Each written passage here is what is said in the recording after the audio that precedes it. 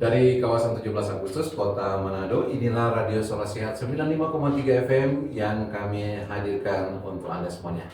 Membagi informasi-informasi kesehatan di setiap harinya, dan di setiap hari Kamis pula kami hadirkan untuk program talk show kesehatan yang membahas tentang masalah-masalah update yang terjadi dalam kehidupan kita sehari-hari yang berhubungan dengan kesehatan, dan tentu saja kami akan menghadirkan narasumber-narasumber yang berkompeten di bidangnya. Bersama saya Ferdinand di edisi hari ini di hari Kamis 19 Desember 2024, dan untuk edisi ini merupakan edisi terakhir di penghujung tahun 2024 ini. Nah, yang akan menjadi topik pembahasan kita selama 1 jam ke depan adalah tentang layanan rehabilitasi narkoba berkelanjutan. Sekali lagi, layanan rehabilitasi narkoba berkelanjutan. Kita tahu bersama bahwa narkoba menjadi sesuatu masalah yang belum terselesaikan secara tuntas ya sampai saat ini karena berbagai hal, tetapi upaya pemerintah yang dilakukan untuk menanganinya ini sudah sangat-sangat serius dilaksanakan dan melibatkan lintas sektoral. Nah, apa yang menjadi bahasan kita dalam topik ini adalah tentang bagaimana layanan rehabilitasi bagi mereka yang mungkin pernah terpapar dengan penggunaan narkoba. Dan untuk membahas ini kami sudah menghadirkan di studio siar kami narasumber yaitu Dr. Reina Wilin Mas. Ya, langsung kita sapa narasumber kita. Selamat pagi, Dok. Selamat pagi. Ini saya bukan baru sekarang ketemu ya, Dok ya. Jadi saya lihat memang luar biasa Dok ini ya. Di tengah-tengah kesibukan, di tengah-tengah pelayanan juga di gereja ya. Ini akhir tahun begini Dok dengan segala kesibukan, tapi terima kasih banyak sudah mampir di studio kami untuk membahas tentang topik ini. Nah, Dokter ini keseharian juga bertugas di Badan Narkotika Nasional Provinsi Sulawesi Utara. Oke, sebagai apa mungkin bisa disebut? Ya, kalau saat ini sebagai koordinator bidang rehabilitasi di BNNP Sulut. Ya, jadi cocok sekali ya dengan topik yang kita bahas. Nah, Dokter Rina, ini kita bicara tentang rehabilitasi ya. Jadi kalau mau dikatakan rehabilitasi itu sesuatu yang dilakukan setelah mungkin ada sesuatu action yang dilakukan oleh oknum tersebut. Nah, kalau bicara tentang rehabilitasi mungkin kita sedikit dulu tentang ini ya, tentang narkoba secara umum. Ya, jadi Berdinand, untuk narkoba itu sebenarnya ada suatu istilah ya, yang adalah merupakan singkatan dari narkotika, psikotropika ataupun bahan adiktif. Ini sebenarnya sama ya, similar juga dengan istilah nabza. Jadi nabza itu adalah narkotika, psikotropika, dan zat adiktif. Cuma penempatan kata saja yang berbeda. Misalnya kalau narkoba itu sering digunakan dalam keseharian untuk penyidik yang ada di Polri ataupun yang ada di BNN. Sedangkan kalau nafsa itu biasanya kan digunakan untuk tenaga kesehatan, rumah sakit ataupun puskesmas. Oke, jadi kalau isinya maksudnya dia membahas tentang benda atau objek yang sama ya sebenarnya. Iya, sama. Nah, ini ceritanya Dok, narkoba ini kan dari satu masalah yang serius, bahkan boleh kita lihat ini jadi satu hal yang boleh kata memprihatinkan ya, karena ini melibatkan semua sektor termasuk public figure, Iya. bahkan selebriti, artis, bahkan politikus pun pernah. Iya, Ya. betul. Nah, kalau dokter sendiri melihat dalam kacamata sebagai seorang praktisi yang menangani hal ini, narkoba ini sebenarnya fenomenanya apa sebenarnya yang terjadi?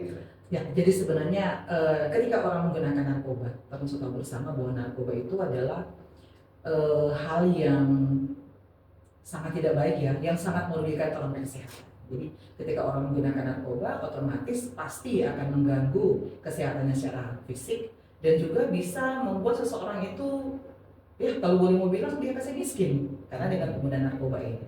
Karena otomatis akan melibatkan juga secara perekonomian, dia harus membeli, mempunyai daya beli, dan kemudian bisa merugikan keluarga, bahkan juga masyarakat yang ada di sekitar klien tersebut. Jadi kalau mau dilihat justru lebih banyak efek negatifnya. Iya, betul sekali. Oke. Nah, sekarang setelah seorang terpapar ya dengan kondisi dia memakai narkoba, mungkin dengan berbagai motif atau alasan ya Dok. Tapi kalau dari segi penelitian sendiri dari dokter di BNN, yang paling sering itu latar belakangnya karena apa? Ya, jadi orang menggunakan narkoba ini latar belakangnya memang banyak ya, nanti benar. Jadi, tapi kalau menurut penelitian ataupun pengalaman yang ada itu seringkali mereka menggunakan paling sering itu karena pergaulan, ya. Pergaulan, dan kemudian bisa jadi juga apakah karena ada masalah dalam keluarga ataupun tekanan-tekanan, apakah tekanan internal ataupun eksternal. Ya. Nah, saya pernah baca dok di salah satu referensi ini merupakan salah satu yang jadi tren ya, ikut-ikutan misalnya Iya, betul. ada orang yang diidolakan atau saya public Iya. figure apa seperti itu dok. Iya, jadi memang betul. Jadi apalagi kalau sekarang anak-anak muda kan, ketika mereka memiliki idola dan kemudian ternyata idolanya ini, misalnya dia apakah menggunakan salah satu jenis saat, maka dia mulai kita mencoba misalnya, ataupun mungkin bukan idola atau temannya, teman sepergaulannya, dan kemudian dia merasa bahwa masa yang ini boleh dan kemudian Kurang keren ya kalau nah, ikut kurang ikutan. keren, iya betul. Waduh, jadi memang harus diseriusi ya, apalagi untuk generasi muda. Nah dok, setelah mereka menggunakan biasanya kan ada satu tahapan di mana mereka mungkin sudah kecanduan Iya. atau seperti sudah ya boleh dikata wajib dan memang harus. Nah kalau menurut dokter, di mana seharusnya titik di mereka harus rehabilitasi? Oke. Nah, jadi sebelum kita lanjut dengan rehabilitasi, perlu kami jelaskan juga tahapan-tahapan orang menggunakan narkoba ya. Jadi orang menggunakan narkoba itu sebenarnya ada 3 tahapan, mulai dari tahapan ringan, sedang ataupun berat. Jadi kalau misalnya tahapan ringan itu mungkin kita tidak bisa melihat bahwa apakah dia menggunakan narkoba atau tidak. Jadi artinya Belum secara kentara ya? fisik belum dapat lihat, belum kentara ya. Tapi ketika dia sudah masuk dalam kategori sedang atau berat, semua dapat lihat. Apakah dari secara fisik sudah mulai kelihatan, apakah mulai dari perubahan pola atau perilakunya ataupun pola tidurnya itu sudah mulai kelihatan. Nah, jadi dalam tahapan sebenarnya ringan sedang berat itu membutuhkan untuk program rehabilitasi ini. Tapi ketika orang sudah masuk dalam tahapan sedang atau berat, itu otomatis dia harus menerima layanan rehabilitasi, terutama untuk rehabilitasi rawat inap. Jadi rehabilitasi ada 2, rawat jalan juga untuk rawat inap. Nah, gitu. Jadi kalau kategori yang paling sederhana seperti kata dokter tadi itu, yang ringan pun sebenarnya harus segera direhabilitasi. Kalau Sudah ketahuan lebih cepat secara ini sebaiknya masih dalam kategori ringan itu langsung dilakukan layanan rehabilitasi, karena ketika dia masuk dalam tahapan sedang atau berat, malah itu sudah lebih sulit ya untuk dilakukan rehabilitasi, untuk proses pemulihannya itu lebih lama begitu. Ya, kalau begitu saya mewakili pertanyaan para orang tua ini ya. Iya. Orang tua kan kadang-kadang tidak tahu apakah mereka pakai narkoba di luar Ya. jam sekolah atau mungkin sepulang sekolah bersama teman-teman, izinnya belajar kelompok ternyata drugs atau bagaimana ya. Nah kalau menurut dokter, bagaimana parameter orang tua supaya bisa men-screening lah istilahnya? Nah, jadi memang kalau mau men-screening, jadi artinya mencari tahu apakah orang anak itu menggunakan narkoba atau tidak. Ya sebenarnya kalau untuk tips untuk orang tua, yang paling pertama adalah sebaiknya orang tua itu harus tahu keseharian anaknya itu seperti apa. Dan kemudian yang kedua, orang tua juga itu harus sering-sering memeriksa barang-barang yang ada di anaknya tersebut, apakah yang ada di tas ataupun di dalam kamarnya itu ada apa begitu.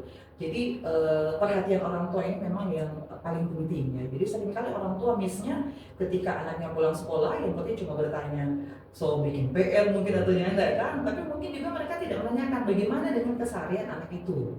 Jadi apakah mungkin dia ada masalah di sekolah ataupun dalam pergaulannya, itu sebenarnya bisa menjadi trigger ketika apakah anak itu menggunakan atau tidak. Jadi memang komunikasi dengan anak itu paling penting. Jadi intinya kalau orang tua cari tahu, bisa dilihat, oh DP anak ini kayaknya sudah mulai ada perubahan. Kalau dulu dia mungkin berprestasi ataupun dulu dia sering aktif, kenapa tiba-tiba ada perubahan, berubah. Jadi sebaiknya bisa dicari tahu, tapi bukan berarti ketika seperti yang saya sampaikan tadi dia sudah menggunakan narkoba, tidak, tapi itu menjadi salah satu tanda awas seperti itu. Aduh, ternyata jadi orang tua itu sekarang di zaman now itu memang harus ekstra waspada ya. Kalau jangan-jangan mereka misalnya alasannya kopi pada rumah aja, yang tahu kopi buat geng-geng kan. Iya. Nah sekarang tuh, semisal anak ini atau saya katakan sebenarnya penggunanya bukan cuma anak saja ya, sekarang orang dewasa sampai pada lansia malah ya pernah ditemukan. Nah kalau misalnya mereka sudah diketahui, tahapan apa yang paling pas bisa dilakukan oleh pihak yang ada di sekitarnya? Jadi ketika orang tua ataupun masyarakat keluarga yang memiliki seseorang yang menyalahgunakan narkoba itu, jadi langkah awal itu adalah sebaiknya kita laporkan. Nah, jadi seringkali yang laporkan itu Pak, namanya orang Manado hampir karena menyangkal aksi malu, ya ada merasa bahwa itu adalah stigma, menjadi aib dalam keluarga. Nah, di sini kami perlu sampaikan bahwa ketika ada yang melaporkan, itu jangan khawatir, itu identitasnya itu tidak akan keluar ke masyarakat. Apakah FB ataupun media sosial tidak, ya itu adalah merupakan menjadi rahasia dan itu memang ada undang-undangnya dalam Undang-Undang Narkotika Nomor 35 Tahun 2009. Dirahasiakan semua. Jadi, jika mungkin ada petugas yang kemudian melabel ataupun memberitahu kepada siapa itu bisa kena tuntut. Jadi jangan khawatir. Jadi ketika kita tahu, langsung saja melaporkan diri, jangan malu. Karena semakin dini kita melaporkan keluarga anak kita, maka semakin cepat dapat ditangani. Karena semakin lama, maka otomatis bisa membuat anak tersebut apakah sampai masuk ke dalam tahapan sedang atau berat, bahkan bisa mengalami namanya dual diagnosis, ya, mengalami gangguan kejiwaan disebabkan karena penyalahgunaan zat narkoba. Nah sekarang kalau dikatakan dokter ini melapor ya, saya semisal orang tadi sudah tahu, Ya. kemana orang tua melapor? Ya, nah jadi ini memang ketika mau melapor orang tua masih agak bingung, bahkan masyarakat. Jadi seringkali mereka datang sudah dalam tahapan sedang terkena bingung mau lapor kemana. Jadi bisa laporkan apakah yang ada di lingkungan untuk ketua-ketua lingkungan atau kepala lingkungan harus tahu sebenarnya. Silakan lapor ke mereka untuk nantinya mereka akan mencari bantuan ke kami. Tapi kalau memang ada juga keluarga yang malu kan masyarakatmu, dapat tahu silakan. Iya, tapi kalau Pak tahu kok Pak, semua dapat tahu semua. tapi anak kan ada bapak. Iya betul. Jadi jangan khawatir kalau memang tidak mau diketahui atau ingin agak lebih dirahasiakan. Lebih privasi ya. Iya, privasi bisa langsung datang ke kami ke kantor. Kalaupun misalnya datang ke kantor, mereka kan agak takut misalnya. Tidak apa-apa. Jadi bilang saja mau bertemu dengan saya misalnya atau ingin mencari informasi, baru nanti laporkan. Seperti itu. Oh, jadi bisa langsung ke kantor BNN cari dokter ini. Iya, boleh. Asal bukan membawa proposal ya. Mau lapor ternyata. Iya. Oke, ya, bercanda. Nah dok, sekarang misalnya sudah dilapor ya, sebenarnya kenapa disebut rehabilitasi berkelanjutan? Nah, kata berkelanjutan itu melekati rehabilitasi apa maksudnya sebenarnya? Ya, oke Bro Dinan. Jadi memang kalau untuk rehabilitasi berkelanjutan ini memang baru kurang lebih 3-4 tahun terakhir ya, program yang digelontorkan oleh Badan Narkotika Nasional. Nah, rehabilitasi berkelanjutan itu adalah sebenarnya serangkaian upaya pemulihan untuk memulihkan seseorang yang menggunakan narkoba. Jadi dari mungkin sifatnya yang dari negatif menjadi positif. Jadi kenapa disebut berkelanjutan? Karena kalau dulunya rehabilitasi ini, jadi ketika orang melapor, kami melakukan screening, tes, kemudian dilakukan asesmen, selesai. Layanan rehabilitasi selesai, atau konseling dan atau KIP. Tapi sekarang kami memiliki program dilanjutkan, berkelanjutan artinya dilanjutkan dengan program pasca rehabilitasi. Nah, dari hasil penelitian ketika dia masuk dalam program pasca rehabilitasi, untuk kemungkinan relapse-nya ini kurang lebih 35%. Nah, jadi ketika dia melakukan layanan pasca rehab ini, jadi layanan yang dulunya hanya sekitar 2-3 bulan, jadi ini sudah lebih agak panjang, sekitar 3-4 bulan untuk rawat jalan sendiri. Seperti itu nanti. Jadi ada tahapan-tahapannya. Iya. Ya. Baik dok, kalau demikian sebenarnya tujuan rehabilitasi apa? Nah, jadi tujuan rehabilitasi ini adalah agar supaya seseorang yang menggunakan narkoba ini bisa pulih produktif dan juga bisa berfungsi sosial, kembali ke masyarakat, ke komunitasnya, dan dia juga bisa melakukan kegiatan apakah pekerjaan atau melakukan sekolah, itu bisa. Jadi bukan berarti ketika orang yang menggunakan narkoba selesai hidupnya, tidak ya. Jadi itu dia masih bisa melanjutkan. Banyak klien-klien kami yang sudah kami lakukan layanan rehabilitasi, ada yang sampai S2 sekarang, bahkan ada yang bisa mencari pekerjaan. Ada memang stigma di masyarakat awalnya itu menyampaikan bahwa ketika rehabilitasi, so ada blacklist di kantor polisi atau di BNN ketika melamar pekerjaan, itu tidak ya, itu tidak benar sama sekali. Jadi walaupun dia direhabilitasi, tidak menyebabkan seseorang itu tidak bisa mendapatkan pekerjaan, itu salah. Jadi memang bisa. Jadi ketika dia rehabilitasi tidak ada blacklist dan untuk labeling kepada klien tersebut. Jadi hak-haknya sebagai warga negara tetap sama iya, ya. Betul sekali. Tapi jangan begini ya, masyarakat jangan salah kaprah juga bahwa oh boleh ternyata gimana dok ya? Jadi betul sekali. Seperti yang Menteri sampaikan, sudah berarti pakai tidak ada rehabilitasi, tidak ya. Jadi ketika orang yang sudah menggunakan narkoba bukan berarti bahwa ya sudah ada rehabilitasi. Karena apa? Rehabilitasi itu tidak segampang yang kita bayangkan. Jadi rehabilitasi itu adalah ketika seseorang yang dulunya melakukan sesuatu dalam zona nyamannya tiba-tiba tidak harus bisa melakukan. Karena ketika orang yang sudah menggunakan narkoba dan tidak menggunakan narkoba, pasti ada gejala-gejala fisik ataupun mental yang akan dialami. Apakah mungkin dia mengalami gejala putus asa ataupun yang lainnya. Jadi itu memang butuh proses ya. Jadi Bukan berarti bahwa rehabilitasi salah satu pilihan dan bisa menggunakan, tidak. Seperti itu. Oke, jadi lebih baik menghindari faktor Iya, yang betul sekali. menyebabkan ya. Lebih baik jangan sampai direhabilitasi, jangan sampai menggunakan. Baik. Nah dok, ini kalau begini, kalau demikian, apakah ada jenis-jenisnya untuk layanan rehabilitasi ini? Ya, jadi seperti yang saya sampaikan tadi, untuk layanan rehabilitasi ini sebenarnya dari sifatnya ada layanan rehabilitasi rawat jalan dan juga layanan rehabilitasi rawat inap. Kalau rawat jalan seperti yang saya sampaikan tadi, untuk kategori ringan sampai sedang masih bisa dirawat jalankan. Nah, jadi kategori tahapan sedang ini memang kelihatan abu-abu. Jadi kita akan memikirkan dari pihak lain, apakah dia masih bisa menerima untuk rawat jalan ini atau dia harus menerima yang namanya rawat inap. Nah, jadi seperti itu. Nah kalau misalnya ya, kalau sudah masuk pada tahapan, oh ini harus direhabilitasi, syarat-syaratnya apa dan apakah itu punya biaya? Iya, jadi seringkali ini memang yang menjadi momok ya di masyarakat. Ini rehabilitasi mahal, itu jadi takut orang ingin melakukan layanan ini. Jadi untuk rehabilitasi syaratnya sangat mudah, cukup membawa KTP saja, datang ke kantor BNNP Sulut untuk nantinya kami laksanakan layanan rehabilitasi. Tentang biaya itu gratis ya Menteri, tidak dipungut biaya sama sekali. Ya.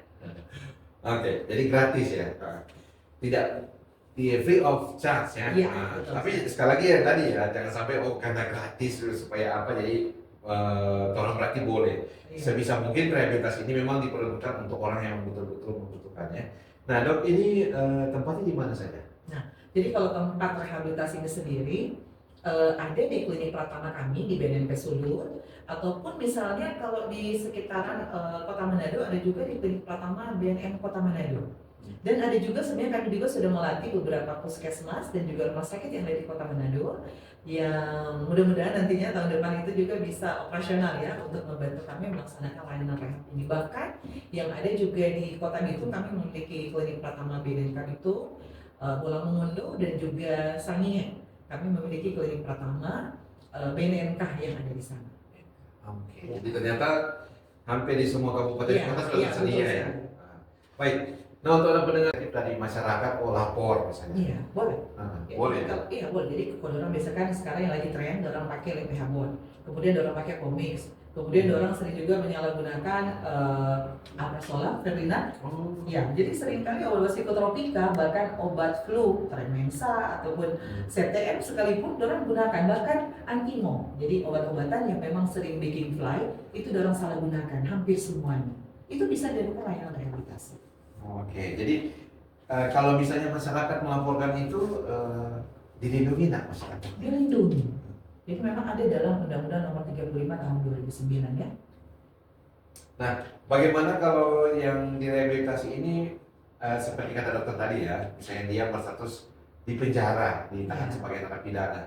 Nah, mereka itu punya hak yang sama untuk direhabilitasi, tapi apakah ada pembeda dengan yang memang pure cuma untuk direhabilitasi di luar?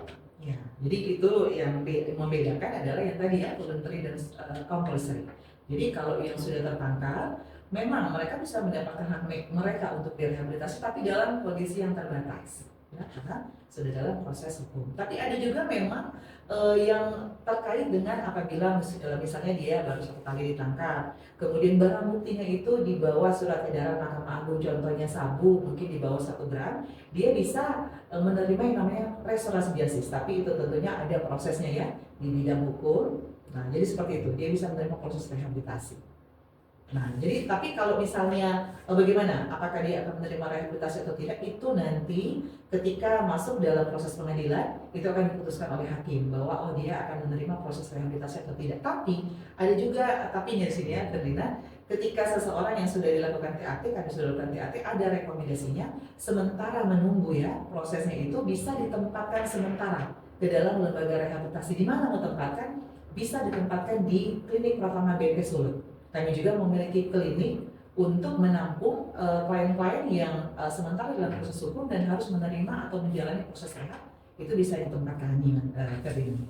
Ternyata ya. Jadi semuanya sistem sudah diatur. Iya, betul sekali. Nah ini dok, ada satu pemikiran ini kita lihat kan, wah ini berbicara juga di public figure ya. Nah ada contohnya seperti si artis RR ya, saya sebutnya begitu. Dia itu masuk keluar penjara karena dengan kasus yang sama tentang Iya. narkoba. Iya. Nah kalau menurut dokter dari segi rehabilitasi itu seperti apa? Apakah masuk lagi rehabilitasi keluar lagi tetap sama atau Iya, gimana? betul, ya. Jadi mungkin ketika dia ditangkap, yang pertama kita harus lihat dulu apakah dia memiliki barang bukti atau tidak. Nah, kalau dia tidak memiliki barang bukti ataupun barang buktinya di bawah SEMA yang saya sudah sebutkan tadi dan kemudian hasil tes urinnya positif, dia bisa menerima layanan rehabilitasi. Tapi yang perlu kita ketahui, orang yang menggunakan narkoba ini sudah digolongkan dalam suatu penyakit kronis ya, kambuhan. Akhirnya dia bisa relapse. Bisa jadi ketika dia sudah selesai bersih melakukan layanan rehabilitasi, 1 tahun tidak menggunakan atau 6 bulan. Tapi ketika dalam perjalanan waktu dia tertrigger ada masalah, karena kita perlu ketahui bersama otak orang yang sudah menggunakan narkoba dan tidak itu beda ya. Jadi ya, ada bedanya ya. ya jadi bukan orang melihat secara awam, tidak ada. Jadi memang bisa melalui CT scan bisa dilihat ya.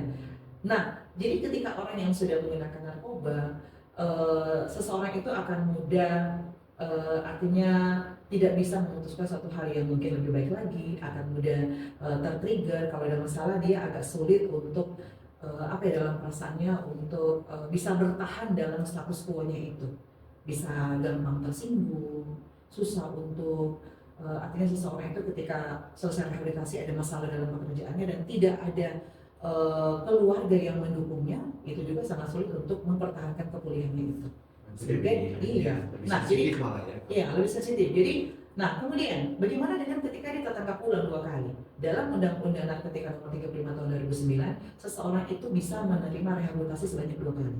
Jadi kalau sedua kali, kita dia masih masuk keluar, itu memang dalam undang-undang bisa 2 kali dia rehabilitasi. Apakah dia dalam putusan TAT tadi rawat jalan, berarti dia bisa keluar untuk melakukan layanan rehabilitasi rawat jalan. Tapi kalau yang ketiga minta maaf, dia akan mengalami atau harus masuk dalam suatu proses pidana hukum. Iya. Jadi ada batasan juga berarti ya. Bukan berarti masuk keluar kan, jadi sultan. Iya. Oke. Nah ini dok sudah mau berakhir waktu. Iya. Saya mau ke pertanyaan yang paling terakhir nih dok. Dokter kan di BNN ya, jadi berputar tentang Iya. narkotika dan sebagainya. Kalau dari secara kelembagaan sendiri BNN punya strategi apa untuk menyikapi hal ini? Ya, jadi kalau BNN provinsi sendiri untuk Sulawesi Utara, jadi kami memiliki beberapa strategi ya. Jadi kami memiliki beberapa bidang. Kalau untuk soft power approach kami, jadi pemimpin kami di Kepala Badan Narkotika Nasional Provinsi Sulawesi Utara sudah banyak melaksanakan kerjasama ya dengan berbagai stakeholder untuk melaksanakan program kami yaitu P4GN ya. Tentu masyarakat sudah sangat paham dengan P4GN ini, bahkan baru-baru ini kami sudah melaksanakan pelantikan pengukuhan Laskar Perangi Narkoba ya Ferdinand. Jadi ini melibatkan hampir seluruh stakeholder yang ada di kelurahan ataupun desa, bukan cuma stakeholder saja tapi sampai dengan ke kelurahan atau desa. Ada orang-orang dari, oleh, dan untuk masyarakat. Mereka menjaga lingkungan mereka, ketika ada yang menggunakan, mereka yang akan melaporkan, bahkan memberikan edukasi. Nah kemudian ketika dalam hard power approach, dalam arti ketika ada yang menggunakan narkoba, apakah dia kurir, bandar, nah itu yang kami memang menegaskan sekali lagi kepada masyarakat, siapa saja yang membawa, memiliki narkoba bahkan menjadi kurir itu akan ditindak tegas ya. Jadi tidak pandang bulu. Untuk kami dari Badan Narkotika Nasional Provinsi Sulawesi Utara bahkan bersama-sama dengan Polres Sulut pasti akan menangkap siapa saja yang membawa. Dan kemudian yang paling juga tidak kalah penting adalah kami tetap melakukan sosialisasi kemana-mana ya. Jadi apakah ke sekolah-sekolah, kelurahan, ataupun sampai kepada kelompok terkecil. Jadi itu adalah strategi kami nantinya di tahun 2025. Luar biasa. Oke. Jadi kalau strategi seperti ini memang berarti keseriusan pemerintah untuk penanganan narkoba ini memang benar-benar jadi satu hal yang diperhatikan ya. Baik dok, kita sudah di bagian akhir untuk talkshow kita pada pagi hari ini. Silakan untuk closing statementnya untuk hari ini. Ya, oke. Kalau closing statement saya hari ini, kalau seorang menggunakan narkoba, dulu dia masih menggunakan narkoba, hari ini dia masih menggunakan narkoba, mari kita bersama-sama jangan membiarkan dia rusak masa depannya karena narkoba. Gitu ya. Jadi selagi masih diberi waktu kesempatan oleh Tuhannya, bertobat secepatnya. Baik, terima kasih banyak Dr. Reine Wiring Mas yang sudah berkesempatan hadir pada pagi hari ini. Menarik sekali sebenarnya dan memang luas sebenarnya kalau bisa tentang narkoba ya. Nanti mungkin di kesempatan berikut kita akan bicara secara spesifik mengenai secara tinjauan medisnya, Ya. bagaimana cara dan mereka mendapatkan dan sebagainya. Tapi terima kasih banyak dok sudah memberi pencerahan bagi kita di pagi hari ini tentang layanan rehabilitasi berkelanjutan bagi pengguna narkoba. Dan saya meng-highlight, saya menggarisbawahi apa yang dikatakan oleh Dr. Reina tadi, bahwa kalau misalnya sudah pakai, kayaknya memang harus segera berhenti. Jangan sampai rehabilitasi ya, karena rehabilitasi tidak nyaman. Lebih baik kita hiduplah dengan tanpa narkoba. Jargonnya apa ya? Hidup sehat tanpa narkoba. Oh, sudah di Indonesia kan? Iya, terima kasih banyak dokter untuk tugas pekerjaan, sukses selalu, dan nanti ketemu lagi di episode berikutnya dengan topik-topik yang lainnya. Akhirnya untuk Anda keluarga sehat, terima kasih banyak sudah bergabung bersama kami, baik yang ada di program talk show live di 95,3 FM dan juga nanti Anda bisa dengarkan kembali untuk program ini. Kami akan isi dalam program channel YouTube Prokes Dinas Kesehatan Provinsi Sulawesi Utara. Akhirnya dari 17 Agustus Kota Manado dan 17 Agustus saya bersama Dr. Reina Willing, saya Ferdinand mengucapkan terima kasih untuk atensi Anda. Kita berjumpa lagi dan tetap jaga kesehatan.